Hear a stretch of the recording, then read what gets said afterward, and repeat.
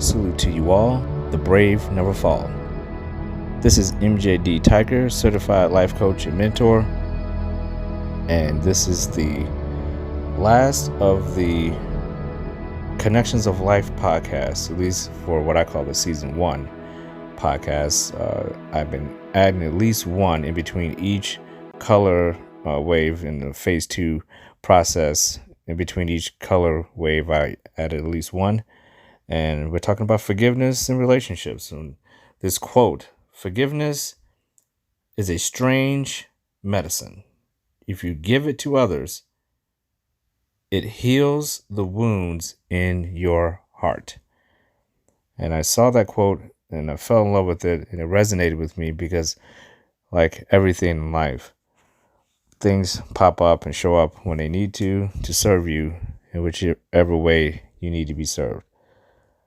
We're going to start internal, talking about forgiveness, external, relationships, and why it is so important to have clarity within forgiveness, or otherwise it may serve us in a different way than we intended. To get to this point with forgiveness, clarity was needed. And I talked about in a previous podcast, Salute Brave Men podcast. I'll put a link in the description below. It's called Digging Up Your Box of BS. And in that podcast, I talked about the concept of digging up old, quote unquote, digging up old boxes. It's a metaphor.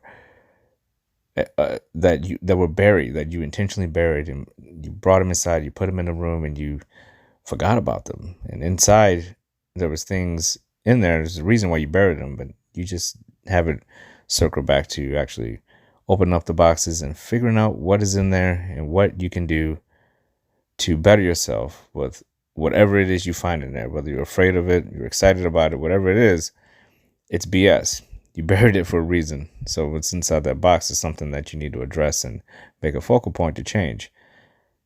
I found clarity in one of my boxes. Bruce Lee has a really great quote about hacking away at the unessential every single day. Instead of adding things on every day, the true goal is to hack away, to jettison the unessential in your life. And as a follower of Tao, that is one of the summits we try to get when we're climbing our mountains, is when we reach the top of the mountain, how much did we leave behind that didn't serve us to make sure we got to that summit? And I talk about the valley, the mountain, and the volcano a lot. I'm in a process right now where I'm in a valley. I have gone through a process of climbing the metaphor of climbing a mountain and then coming down and then facing the volcano, going over it. I feel like right now I'm in the valley, and the valley is about introspection. It's about perspective. It's about what happened on your journey up until that point. Because even though you're in the valley, you look down, you look up, all of a sudden you see another mountain in the distance, and you know beyond that you see smoke. You know there's a volcano beyond that. So this valley is temporary. I got to start climbing a new mountain, get to the summit, climb a new volcano, get to the climax, the apex, coming across, back down to the valley. The process starts all over again. There is no end. But we are here now. And right now in the moment,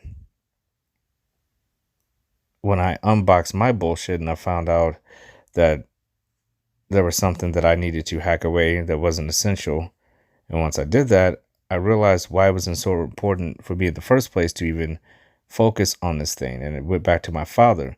There's another quote that I like that resonates with me. It's William Shakespeare. He talks about the sins of the father will be passed on to the son. And through that mindset, and through the mindset of wanting clarity with everything, and I didn't want my brain, I was going through a fog, darkness. I was a little bit of a funk and in a slight depression. I knew something heavy was in my heart, and I knew I needed to focus on it, and nobody could get me out of it but me. And I've been through heavy depressions, and I realized what happens with that, how it can mess with you mentally. And PTSD and anxiety, all these things are real things, and we all suffer from them to a certain extent.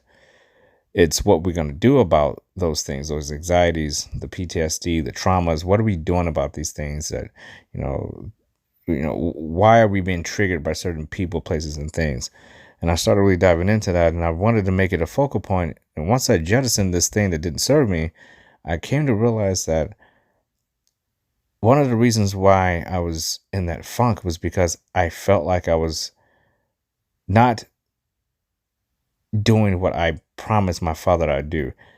I forgave him a long time ago for dying when I was 14. I know that sounds weird, but obviously he didn't take care of himself. He died unexpectedly, but it's not that he did anything wrong. I just forgive him for not being here. I forgive him for not taking better care of himself. And then I thought, well, you're doing a lot of things that he was doing. So me forgiving him is kind of a hollow gesture, isn't it? Because I'm doing exactly to him and to my son exactly what my father is doing to me if I don't change some things. And I recognize, I'm like, wow, the sins of the father really are passed on to the son if I allow it. And I could feel the pressure and the weight of, you need to do something different because he wouldn't have wanted this for you. The whole point of forgiveness is to learn something from it and take it forward and pass on the knowledge you've learned, to gain something from the experience. I try to take a positive out of every negative, no matter what the situation is, no matter how bad I'm hurting, no matter how tired I am, no matter how frustrated or stressed out I am. I try to look at the bright side, and I don't just try, I do. It's not easy. It takes discipline and self-control, but I manage it very well. And it's because you, just like anyone, and if you listen to this, you're doing this right now. You are standing and living upon foundations, morals, and principles that are inside of you. And inside of there, and we talk about forgiveness, we have to forgive ourselves for straying away from sometimes what we know is our foundation, for allowing those cracks in our boundaries to be open for so long, for people to keep chopping away at them and coming right through, for not being disciplined enough to maintain who you are despite what's going on around you. These things is why I asked myself for forgiveness, but I also knew if I cannot ask myself for forgiveness and fully realize it, not just say it, but actually realize it. And what I mean by that is this. You can forgive yourself, but are you forgiving yourself 100% is what I was asking myself. Yes, you're forgiving yourself for the things that you did wrong, for the people you wronged, for the things you could have done better, for the opportunities lost, for saying this to this person and doing this to that person. I can forgive myself. I can forgive myself for not giving myself enough self-respect to focus more on myself and giving myself to others more than I'm giving myself to myself. And it's those types of things you have to forgive yourself because it expands outwards. If I can't forgive myself, the act of forgiveness in itself is harder to do for other people if I'm not able to do it for myself. I have to be in a place to forgive, to actually forgive. And if I don't know what that feels like within myself, then how can I possibly know when and where and how to forgive other people? So it became very important to me that I figured out what that really meant at 100% level for myself. And what I realized was that being impatient doesn't serve forgiveness. There's a term called limerence that I have been thinking about a lot as well. And limerence is a lot like lust. When two couples get together, they're in lust. They're in that honeymoon phase. Everything's perfect. The person can do no wrong. And eventually that feeling, that emotional attachment fades slightly. It doesn't mean the two people are fading away. It just means, and this could be anything. I mean, this happens at work as well. You're a new hire and you're living it up. And, you could be at a new church. You could be at a new, in a new town that you just moved to, a new state. It can be anywhere where something's new and exciting and fresh. And eventually it's like that new car smell. It's going to go away. And then you're just left with what you have. And if there's no emotional attachment to it, it's going to be pretty hard to maintain your level of excitement and enthusiasm for whatever it is, whoever it is, or wherever it is these emotions are attached to. It's going to be hard to maintain those things. Limerence in forgiveness, which is something I was thinking about. It's like, is there limerence in forgiveness? And if you don't know what that word means, look it up. Sometimes it'll mean different things to different people depending on the situation. But in this particular case, I'm talking about limerence is like lust. It is something that you know you're in. It's something that is uncontrollable. We all do it. It's that initial spark, that initial attraction to this person, place, or thing. And eventually it will fade off. And in forgiveness, if you're in a relationship, let's say, and someone does something that you disagree with, and it's time to forgive them. But you forgive them. You say, I forgive you. But then down the line, you realize you didn't forgive them 100%. Because you're still emotionally attached to the fact that this thing happened. And forgiveness is all about moving on.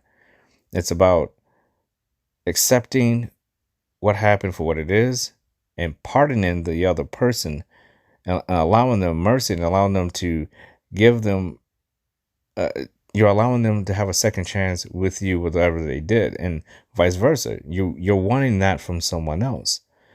And the good thing about it is that if you know that there's a limerence with this attachment, you'll know, okay, I cannot rush into forgiving.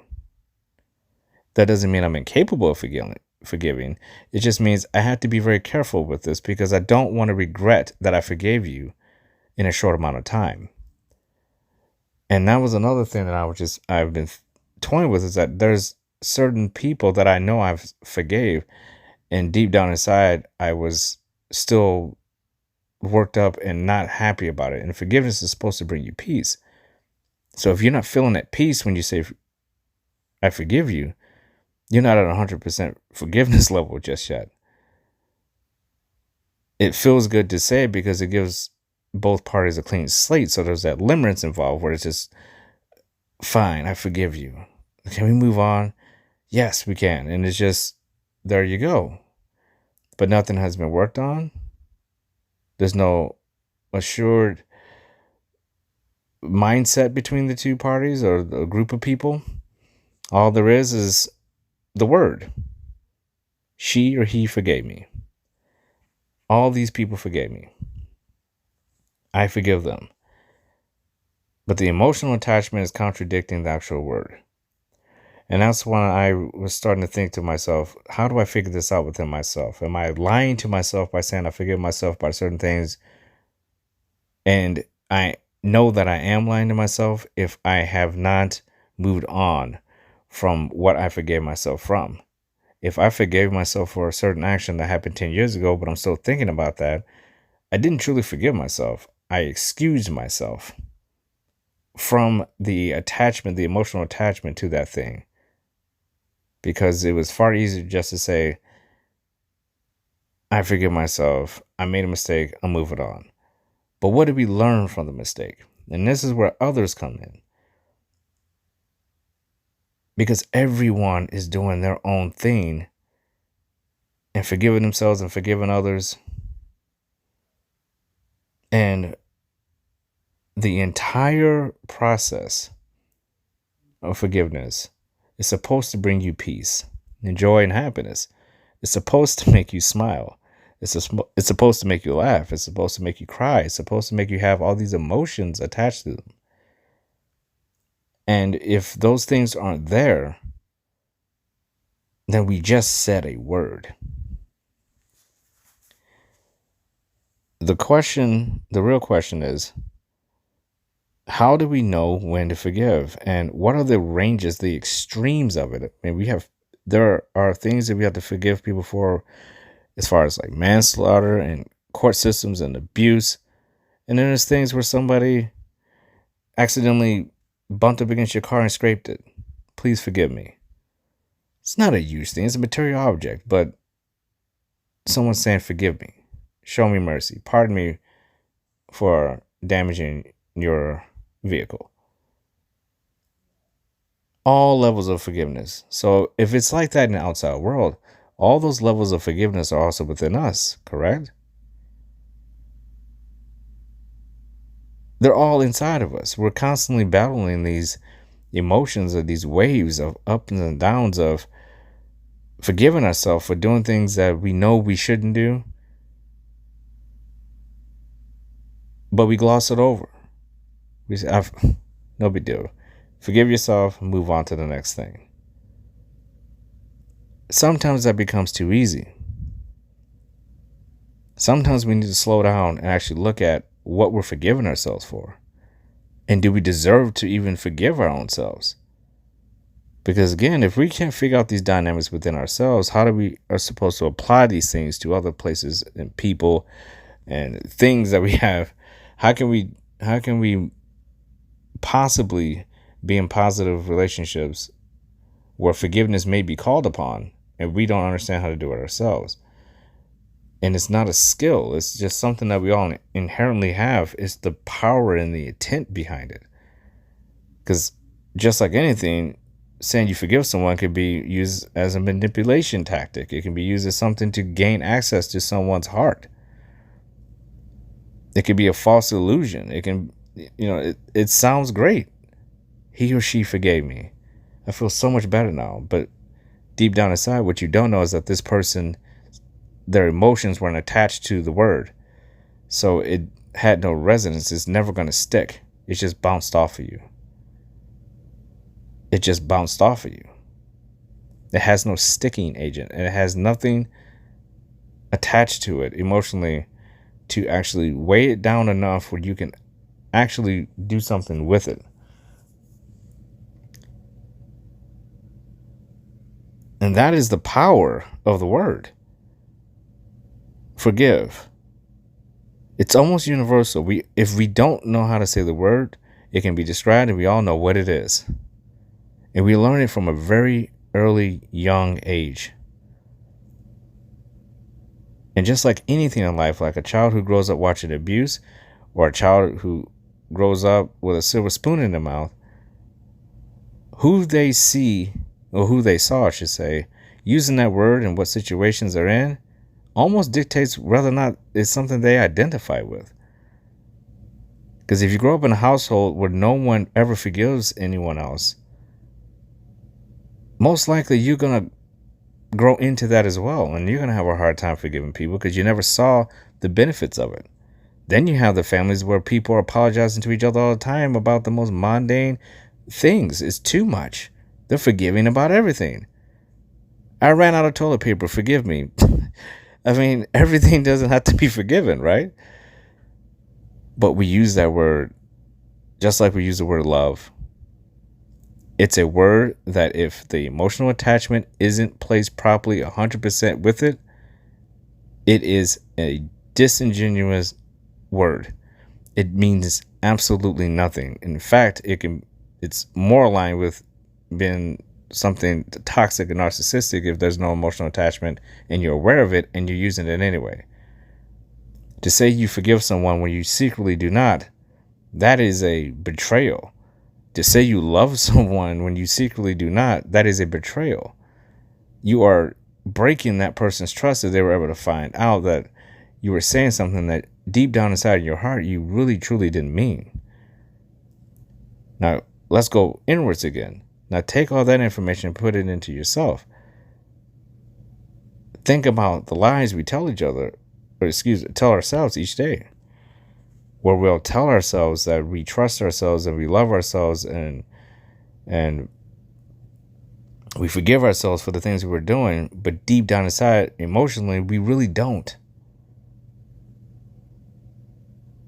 We really don't. We just use it as positive reinforcement, good self-talk to ourselves, but the emotions are not lining up with the thought process or with the words that are coming out of your mouth or scattered in your brain. The actions that you display are not lining up. The emotions are not lining up. And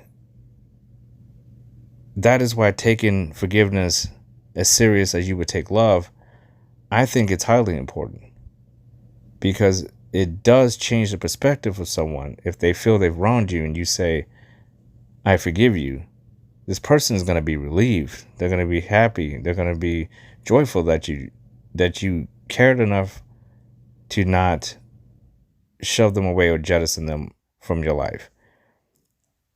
And not everyone has to be jettisoned from your life just because they're lacking in some areas. We all know that. But the forgiveness aspect of it is that if there's no trust involved with it, and there is no love and no emotional attachment to it, it really is just a word, and you've led this person to think that they have a certain type of relationship with you that they actually do not have. And again, that's the same thing you have within yourself. You're having some type of relationship with yourself based on forgiving yourself for things that you've messed up on, but it's not a true story within yourself. It's not real. Now, instead of hacking away at the essential, you're adding the unessential into your life, because you're adding on things that don't have to be there if they're not addressed properly, which is why forgiveness in relationships is so important. Because if it's not genuine, you're just adding more problems to the problem. Whatever problem you have with your significant other or with your church friends or your work co-workers or your friends and your family, you are not taking away from the essential there. You're adding on, because you're adding on negative things upon something that should and could be positive if we have clarity and we have more self-respect for ourselves, to know that if we cannot forgive ourselves for the things that we do wrong, the outside world is not going to do it for us, and we're going to have a hard time forgiving other people because we're too busy saying, hey, I ain't even forgiven myself. Why should I forgive you for anything? And it's an easy trap to fall down into. And then you have the other extreme where, people forgive themselves all the time and they're forgiving everyone else because it's a get out of jail free card. All I have to do is say, I forgive you, or please forgive me, and I get out of jail free with my lucky get out of jail free forgive me card. And it should be something that should be cashed in. Effort and time and energy and love and patience and joy has to be put into this stuff, because no one wants to put in energy in us if we're not able to give it out. And we can't have that crutch of, no matter what I do, all I have to say is forgive me and I'm good. One of my coaches was talking about people who gamble. And could you imagine one of these guys or gals, I should say, going inside of a casino and gambling. And at the table, they're betting and betting and betting. And no matter what happens, they win every time. The house is telling them, hey, it doesn't matter you lost. Here, take the money anyway. And this person does this all night, and they're just getting rich, and they're laughing. They're like, why? They're just letting me get away with this. It's the same with forgiveness. If someone is forgiving someone else constantly over and over and over again, they're going to start thinking, this person's not going anywhere. I can do whatever I want because they're going to forgive me anyway. There's no consequence. Forgiveness comes from consequence. It comes from the fact that you know that something went wrong and the path has been altered and you played a part in it. There's a huge consequence for that. That's why it's so important of a word, because we know that whatever you did, it affected someone and you cannot take it back. It is lingering. It is out there forever. And all you can do is stand and watch it unfold, because you've already let it out of the box. And now you have to watch it.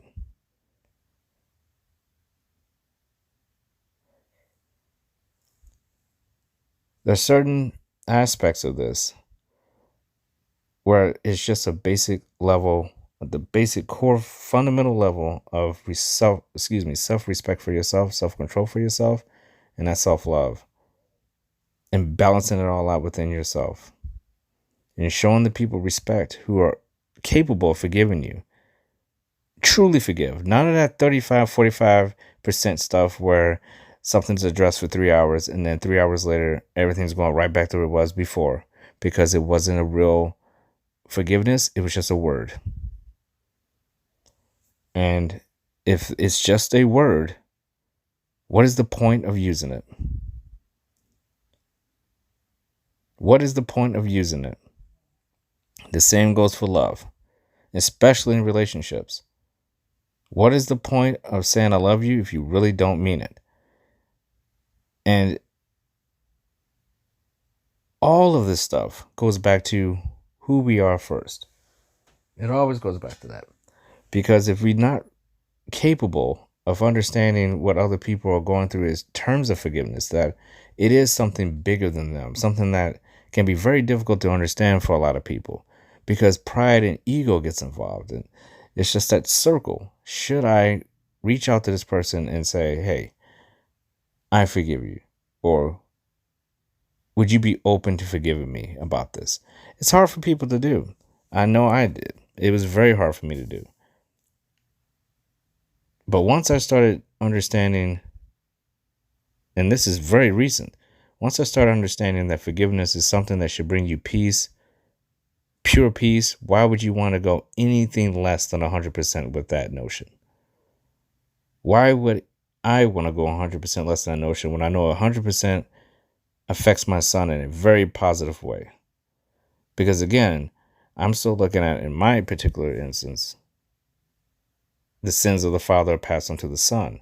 Well, I'm the son. The father's gone. Now I'm the father and my son's here. It's my obligation to take care of him in a way where I always wanted my father to take care of me.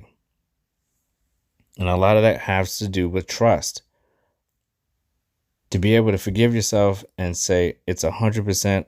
It wasn't easy to get to this point, because again, you don't have to get to a point where something happens and you're on some time limit to forgive someone.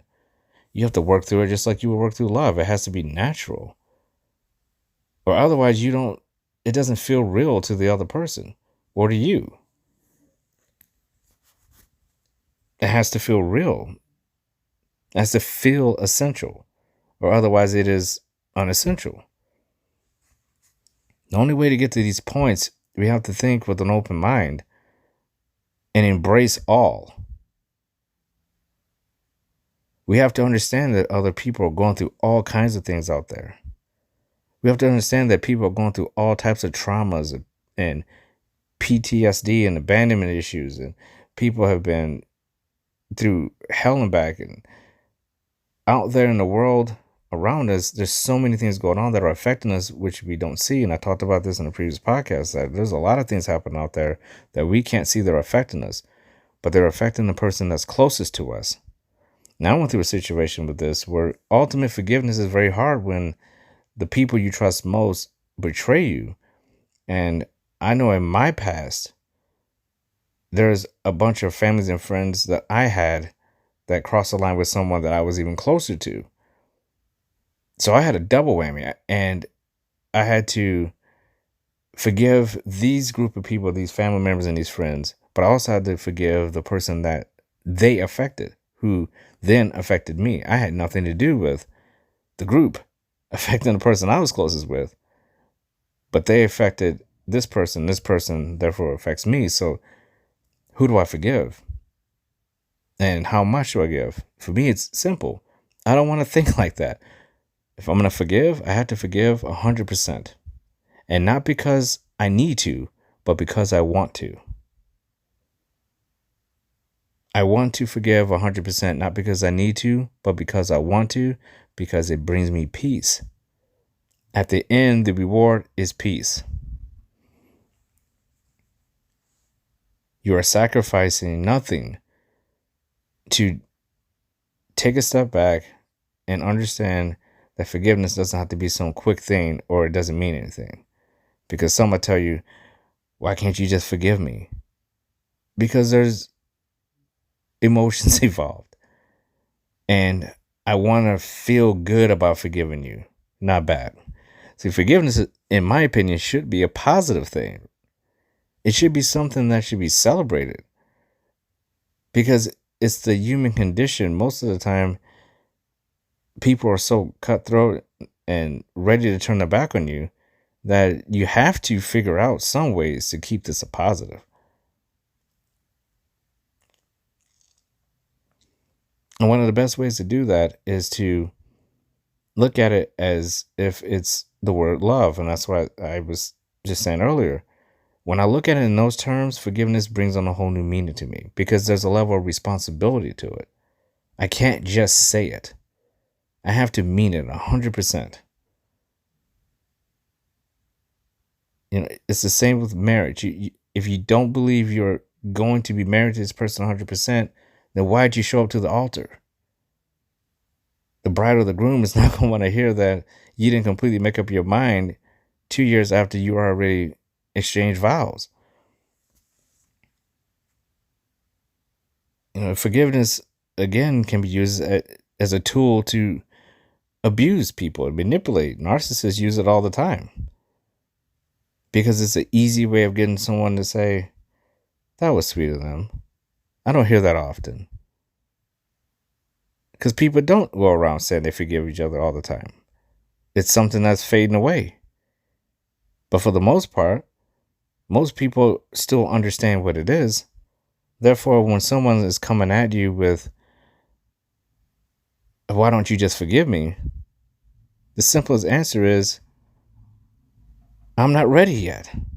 Doesn't mean I never will. But in this moment, as of right now, I'm not quite ready yet. And it would cheapen the experience if you were just to say, sure. I mean, I don't know about you, but I would love to know someone is 100% all in with their forgiveness, with their mercy and their pardon to me for something I did, because I'm going to give that to them. Unconditional love. That comes hand in hand with forgiveness. When you love someone, it's not that difficult to forgive them. If you are truly invested in them and they have the capability or have already have forgiven you for things that you've done wrong. It's the moments where we feel like we're bigger than that, we're better than that, is when it starts breaking under the weight of ego. Where people will not say, I'm sorry, or will not say, I forgive you, or will not say, I love you, or will not say any of these things at 100%, because then that's an absolute. It's always going to be lower than 50%, because that leaves room. Because once you say you forgive somebody 100%, that's it. Whether you're emotionally attached to that person or not, it's out there. And now you have to deal with it. Those things can be very troubling. It can give you anxiety, make you put you in a fearful state sometimes to talk to certain people about, hey, I screwed up. Let's have a conversation. Those can be very hard, because we don't know what the other person's thinking. We can only hope they accept us. All right, unconditionally with our forgiveness as well. That they can trust that we have good intentions. And being in relationships with anyone, friend, coworker, spouse, church member, if there's a time where something happens between you and another person or a group of people, and it gets uncomfortable and the tension gets high, things are being said, words are being exaggerated, emotions are out of control.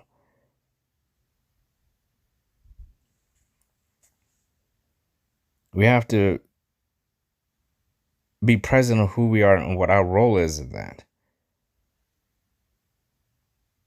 You will always be the common denominator in all this stuff. So the forgiveness aspect, if you're not able to do it, it's very hard for other people to forgive you if you won't step up to the plate and put effort in and do it yourself. And these are things I told myself. How can you ever expect to be forgiven if you don't know how to forgive? There has to be motivation and something behind every act that we do. And your reward for forgiveness is peace. You get to put that empty box away and say, I faced it, now I can use it. And look who I met along the way. Or look who I kept along the way. Look what I found. All through forgiveness. At 100% level. Or that relationship is going to be super awkward if one or two of you are in some type of relationship where both of you are incapable of forgiving each other for what the other person did. It is the polar opposite of unconditional love. It is one of the things that the world is slowly drifting away from, is talk about forgiveness. How often do you hear people walk around talking about forgiveness? You just don't hear as much as you used to. It's hard to get an apology from people nowadays, let alone something like forgiveness. But let's just push all that to the side and try to think about it in the terms of how do we even understand what forgiveness really is? Because again, that's that range. How do we really know that we've been forgiven? Well, the person just said words. And how does that person know that we mean the same on the other end, that we are a forgiving soul, that we do have other people's best interests in heart, or at heart, excuse me. The power of forgiving, it gives you a doorway that if you choose to walk back and inside of the door, and this door is in the middle of nowhere, it's in the desert, it's just sitting in the middle of the desert. It's a door. You can go in and out. There's nothing on the sides of the door. It's just a door.